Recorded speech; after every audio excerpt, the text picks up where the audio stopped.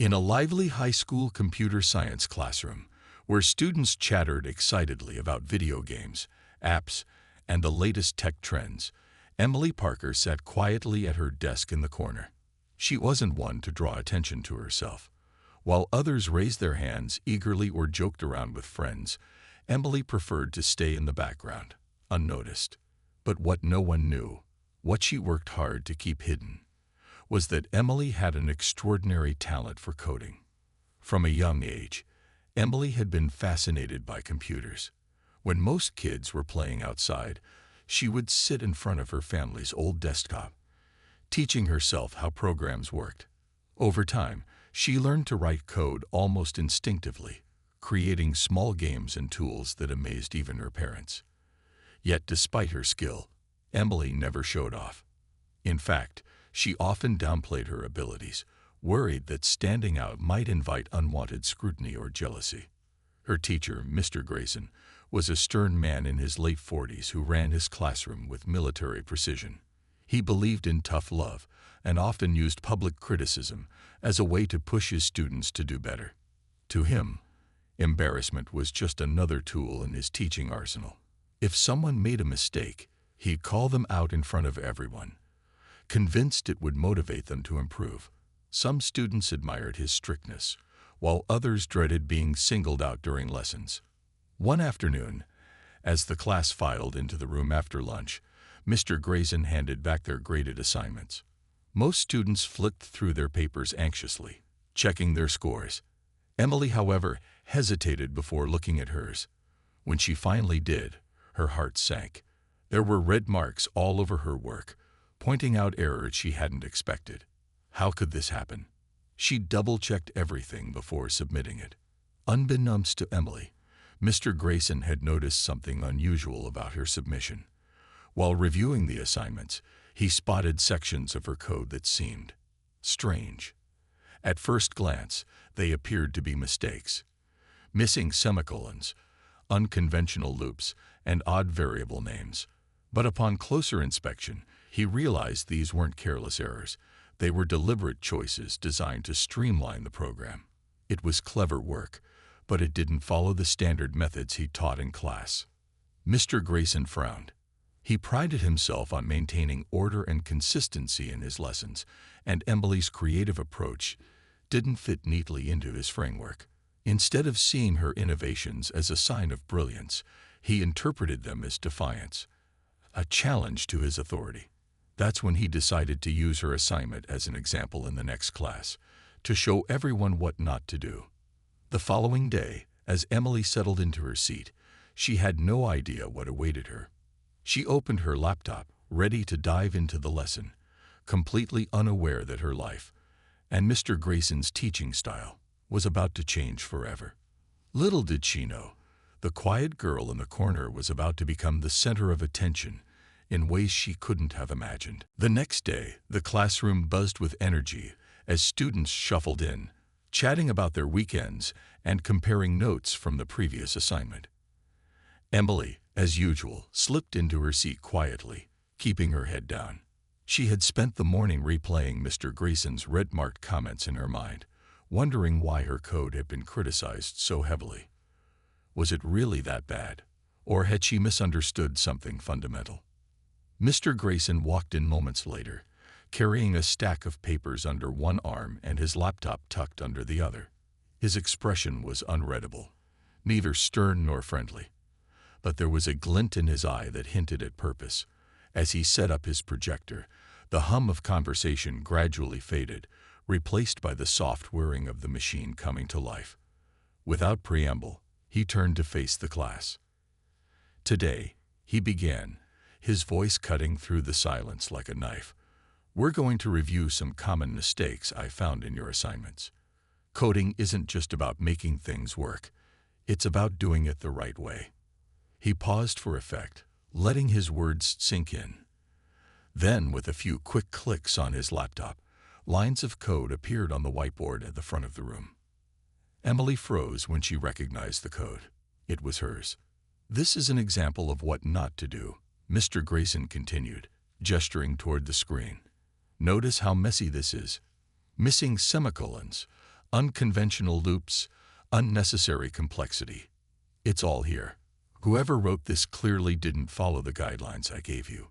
Whispers erupted around the room. Some students squinted at the board, trying to figure out whose code it was. Others leaned back smugly, glad it wasn't theirs. Emily felt her stomach drop. She wanted to shrink into her chair, invisible, but Mr. Grayson wasn't done yet. "Let's bring the author up here," he said, scanning the room. "Emily Parker, come to the front, please." For a moment, time seemed to stop. Emily blinked, hoping she'd misheard him, but the expectant stares of her classmates confirmed it. Slowly, reluctantly, she stood up and made her way to the front of the room. Her hands trembled slightly as she took the marker he offered, its plastic casing cool against her sweaty palm. The bright glare of the projector light hit her face, making her feel even more exposed. "Go ahead," Mr. Grayson said, crossing his arms over his chest. "Fix it. Show everyone how it should be done." The room fell silent. All eyes were on Emily now, waiting to see if she'd crumble under the pressure. A few students exchanged knowing looks, assuming this would end in embarrassment.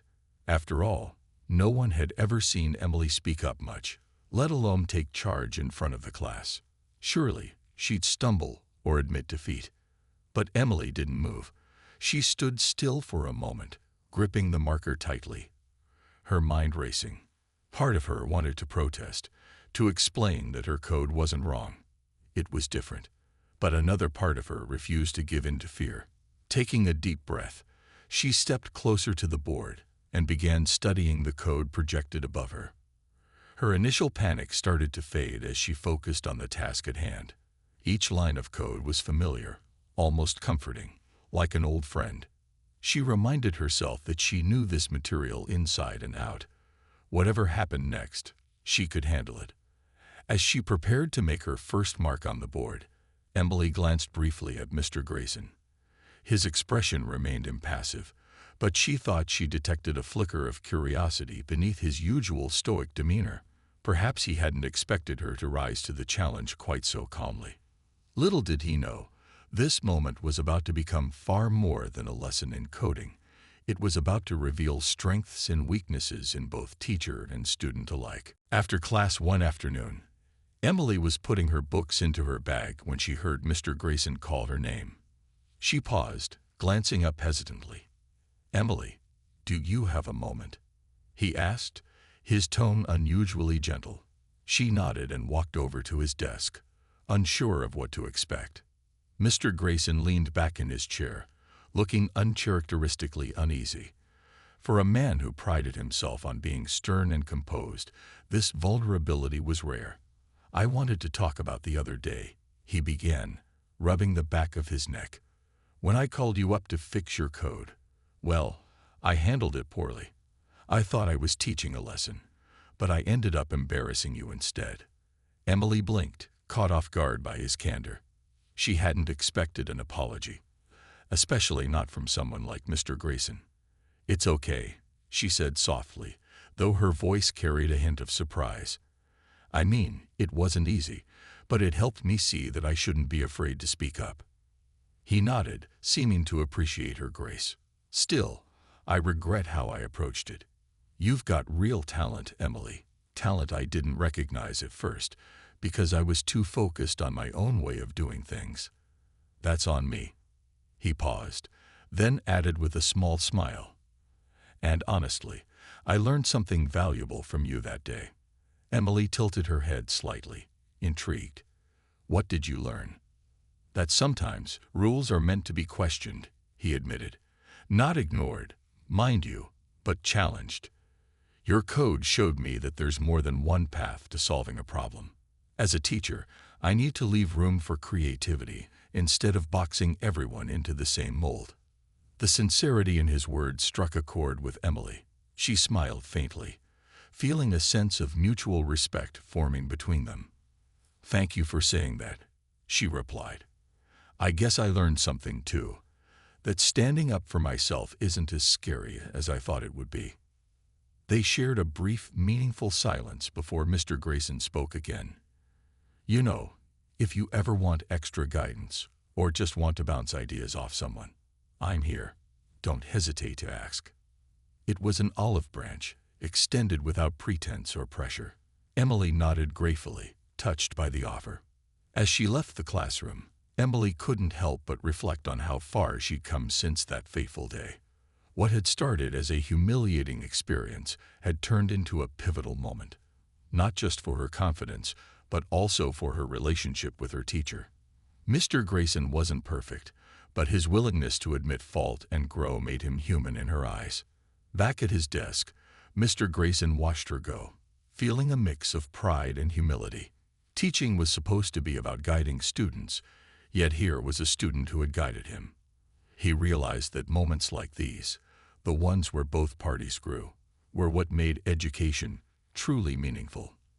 Later that week, Emily noticed another shift in Mr. Grayson's behavior. During lessons, he began incorporating examples of alternative coding techniques, crediting innovative approaches while still emphasizing the importance of clarity and structure. Occasionally, he'd even invite students to share their unique solutions with the class, fostering a culture of openness and experimentation. One Friday, after a particularly engaging discussion about algorithm design, Emily stayed behind to thank him. "I really like how you're letting us try new things," she said. "It makes learning more fun." Mr. Grayson chuckled softly. "Well, maybe I finally figured out that teaching isn't just about talking. It's about listening too." His comment earned a grin from Emily, who nodded in agreement. By embracing humility and adapting his methods, Mr. Grayson had transformed not only his classroom, but also his role within it. And for Emily, having a teacher who believed in her potential and encouraged her to believe in herself was worth more than any grade or accolade. Their bond, forged through honesty and mutual growth, became a cornerstone of her journey toward becoming the confident coder she was always meant to be. The days that followed the coding incident brought a noticeable shift in Emily's demeanor and in the classroom dynamic as a whole. For the first time, Emily didn't shrink into the background during lessons. Instead, she began raising her hand more often, offering insights and asking thoughtful questions. Her newfound confidence wasn't loud or overbearing. It was quiet but firm, like the steady hum of a well-tuned engine. And while some students were initially surprised by her transformation, they quickly warmed to it, realizing how much they could learn from her. One afternoon during a group project session, Emily found herself at the center of attention again. But this time, it felt different. The task was to create a simple app that could organize schedules for busy students. Most groups struggled with debugging their code or figuring out how to implement certain features, but Emily's team seemed to breeze through the challenges. When one of her teammates hit a roadblock, Emily leaned over calmly and said, "Here, let me show you a trick I use." Within minutes, she had simplified the problem, turning what seemed impossible into something manageable. Her classmates started noticing. "How do you know all this stuff?" one boy asked during lunch, genuinely curious. Emily shrugged modestly. "I just practice a lot," she replied. But deep down, she knew it was more than that. It was about trusting herself enough to experiment, to take risks even when she wasn't sure if they'd pay off. That day in front of the class had taught her that her unique approach wasn't something to hide. It was something to share. Mr. Grayson, too, underwent a subtle change. He no longer relied solely on public criticism to motivate his students. Instead, he made an effort to encourage them, pointing out strengths alongside areas for improvement. During one lesson, he paused mid-lecture to commend a student for coming up with an innovative solution to a coding challenge. Another time, he spent extra minutes explaining a concept to a struggling pupil rather than moving on impatiently. His teaching style became less rigid and more collaborative, fostering an environment where creativity thrived. But perhaps the most telling moment came when Mr. Grayson assigned a new project, building a game using everything they'd learned so far. As the students buzzed with excitement, he added, "And remember, there's no single right way to do this. Experiment. Be bold. Sometimes breaking the rules leads to the best results." Emily glanced up at him from her seat, catching his eye briefly. There was no need for words.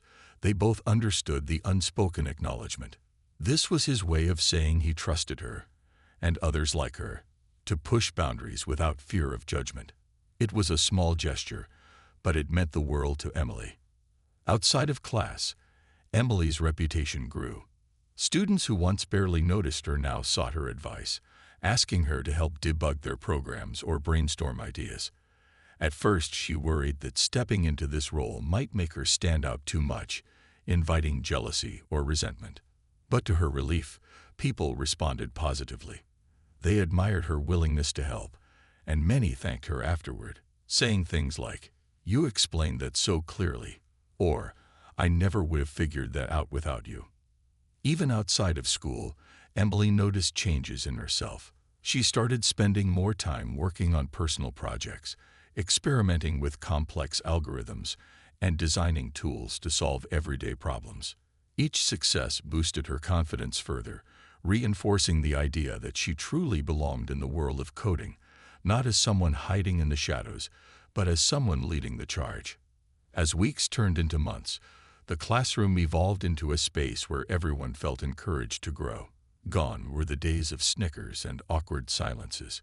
Instead, there was collaboration, curiosity, and mutual respect. And at the heart of it all was Emily, a quiet girl who had once doubted herself, but now inspired those around her. For Mr. Grayson, watching this transformation unfold was both humbling and rewarding. He realized that teaching wasn't just about imparting knowledge. It was about creating opportunities for students to discover their own potential. By letting go of his old methods and embracing a more inclusive approach, he'd helped unlock something extraordinary, not just in Emily, but in the entire class. What had started as a moment of tension had blossomed into a lesson none of them would ever forget. The classroom was so quiet you could hear the faint hum of the projector and the occasional shuffle of feet. All eyes were glued to Emily as she stood at the front of the room, marker in hand, staring up at her code displayed on the whiteboard. For a moment, it seemed like she might hesitate, but then she exhaled slowly and began to speak. "Okay," she said softly, her voice steady despite the weight of everyone's attention. "Let's start with this loop here." She pointed to a section of the code that Mr. Grayson had circled in red, labeling it as overly complicated. At first glance, it might look messy, but this is actually an optimized way to handle multiple conditions without repeating lines of code. A few students exchanged puzzled glances. They weren't used to hearing Emily talk, let alone explain something so confidently. Even Mr. Grayson raised an eyebrow, though he didn't interrupt. Encouraged by the silence, Emily continued. "This part right here," she said, circling a variable name that Mr. Grayson had marked as unclear, "is intentionally short because it gets reused several times later in the program. Using shorter names saves space and makes the code easier to manage when you're working with larger systems." As she spoke, Emily's nervousness melted away, replaced by a quiet determination. She moved methodically through each issue Mr. Grayson had highlighted, explaining her reasoning step by step. Some of her choices were unconventional, yes, but they weren't mistakes. They were deliberate decisions based on efficiency and logic. Mr. Grayson shifted uncomfortably where he stood near the back of the room.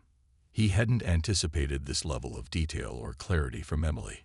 His plan had been simple: embarrass her into admitting she'd made careless errors, then guide her toward fixing them using his preferred methods.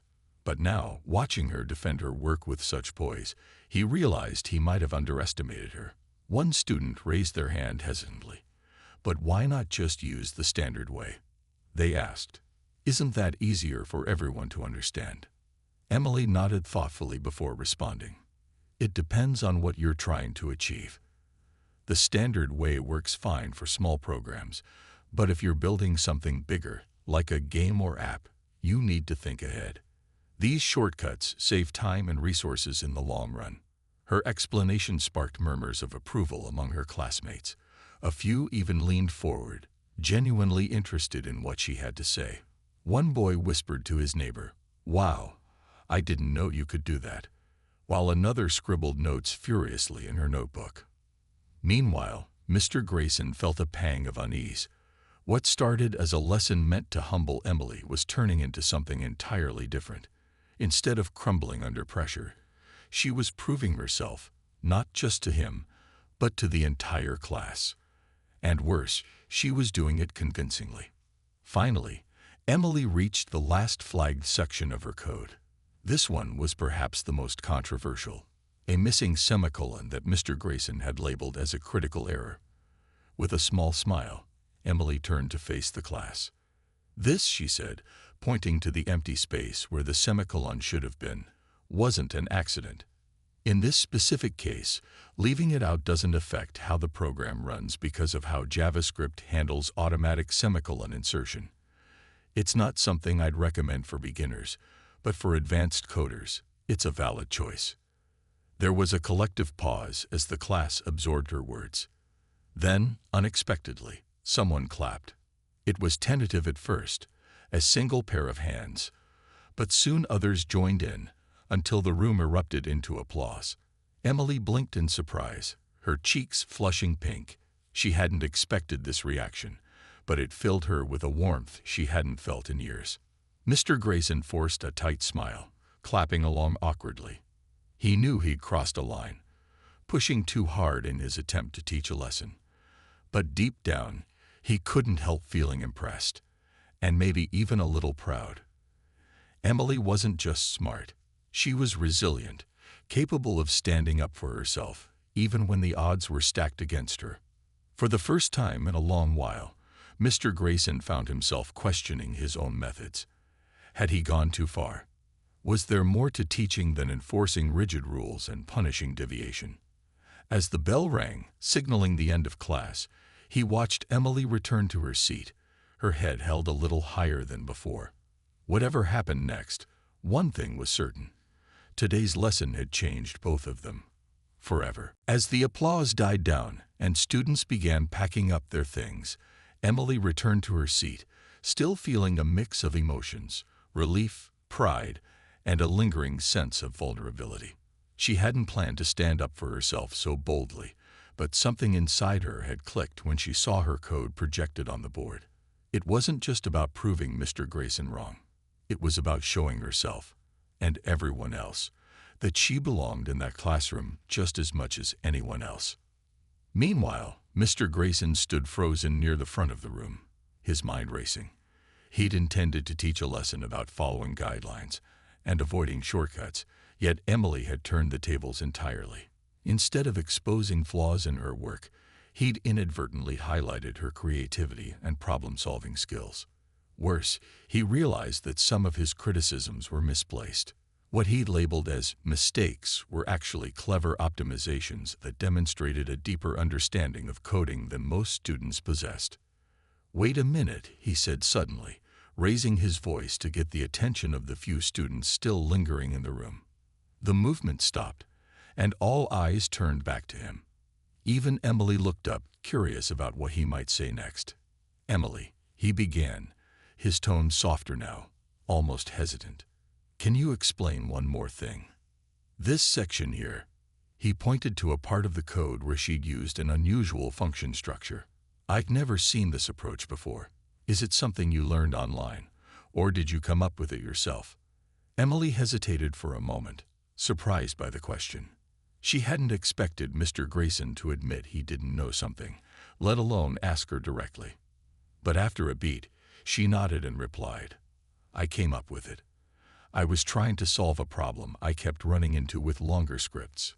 This method lets me reuse parts of the code without rewriting them every time." Mr. Grayson stared at the board, processing her answer. To his credit, he didn't try to dismiss her explanation or brush it off. Instead, he nodded slowly, his expression thoughtful. "Interesting," he murmured.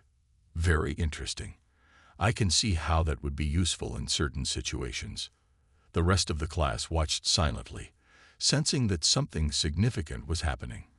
For once, Mr. Grayson wasn't acting like the all-knowing authority figure. He was listening, really listening, to a student.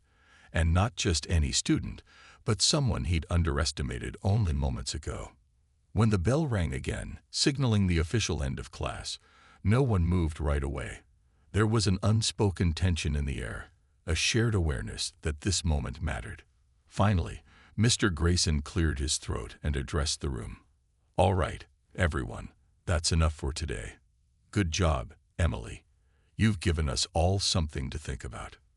As the students filed out, chattering excitedly about what had just happened, Emily lingered behind. She wasn't sure why.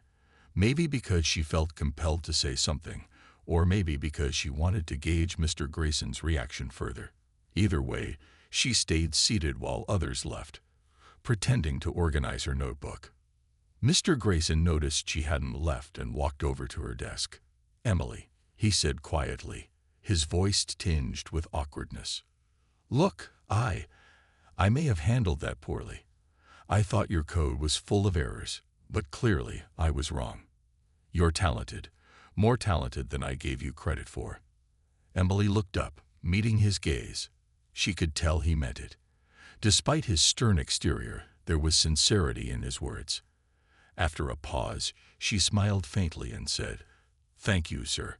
I appreciate that." He nodded, looking slightly relieved, then added, "But don't think this means you're off the hook. I still expect clean, readable code in future assignments. Just don't lose that spark, okay? Sometimes rules need to be bent to make progress." With that, he turned and walked back to his desk, leaving Emily sitting there, stunned.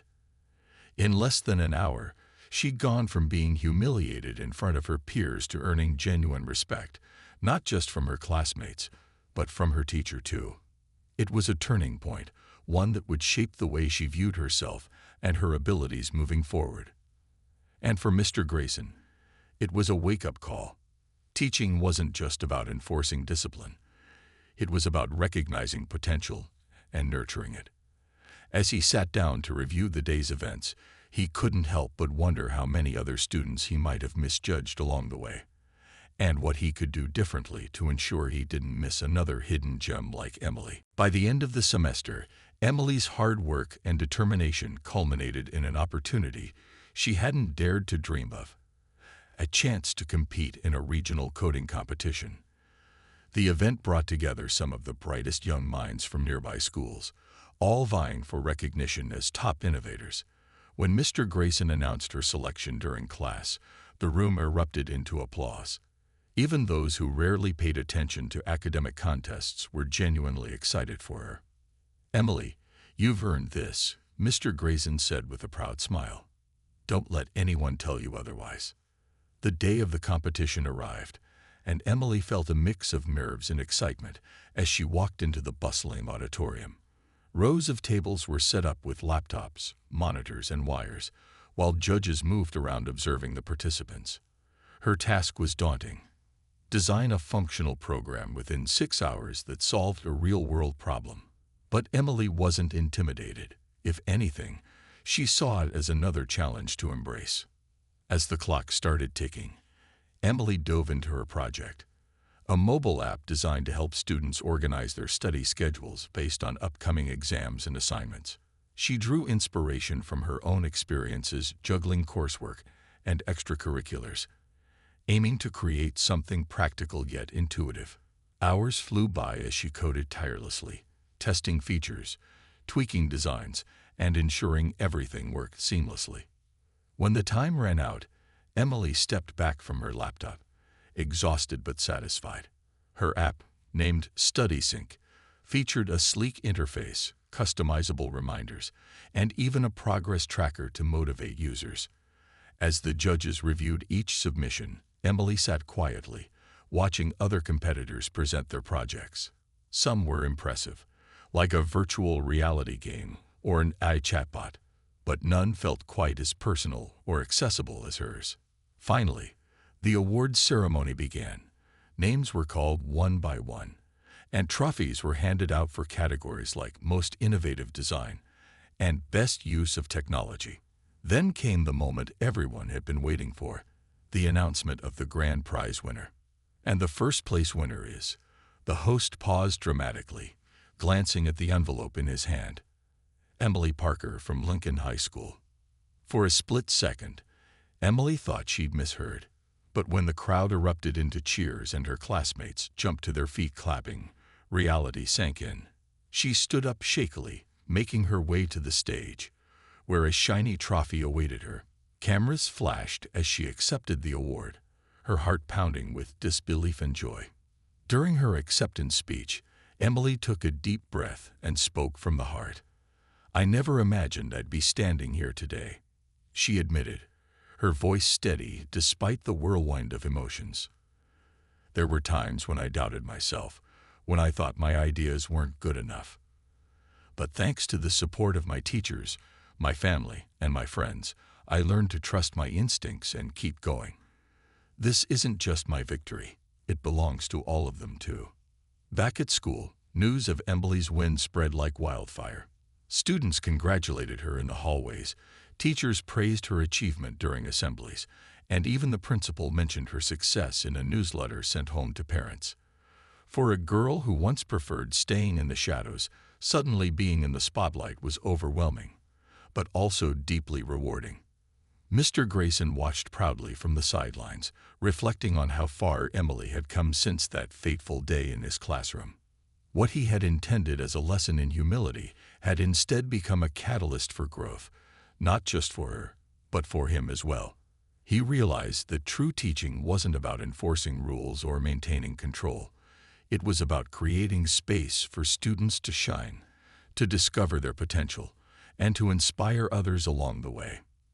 In the months that followed, Emily continued to build on her success.